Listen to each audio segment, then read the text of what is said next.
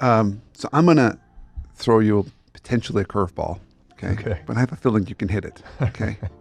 So what if you have this kind of come to Jesus moment and you have this realization of what your values are? You say, okay, I got it. I got my values.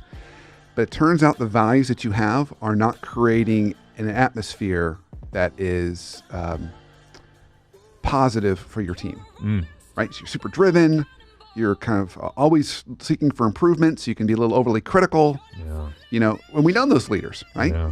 And in some ways they can be very effective, but man, it takes a toll on a team. Right. How do you bridge that gap?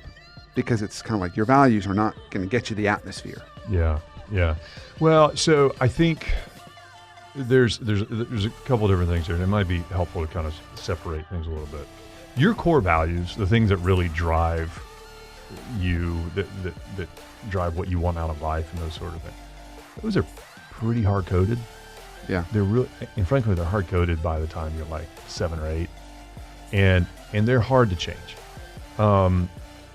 And so I think, first of all, getting people to be like honest about what that is, because here's the problem, that sometimes you ask people like, what do you value? Most of them don't really know. They'll tell you what they think you want to hear. You know, I value integrity and value family, and people are like, you know, that liar is never at home, you know, whatever, right? And so that's kind of hard coded. Beliefs are a little bit different. Like beliefs are, this is what I think works. Like if I do this, this works. And there's varying degrees of how hard coded and ingrained those are, but they're much more malleable than your values. It's a great distinction. Right. And so if you've got a leader that's saying like, hey, I really want to have a high performing team, like success, achievement is a big value for me, and I want to have a group that's high achievement, but the way that I'm activating that on my team is just not working. I would say that the opportunity there is to go back and challenge some of your beliefs on the way you communicate.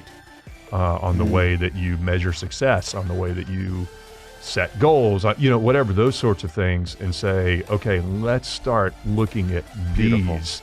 And you know, if there's an opportunity there of things that aren't as kind of hard coded, then let's look at the way that we're activating this to achieve your values and what you want to do there. I love that.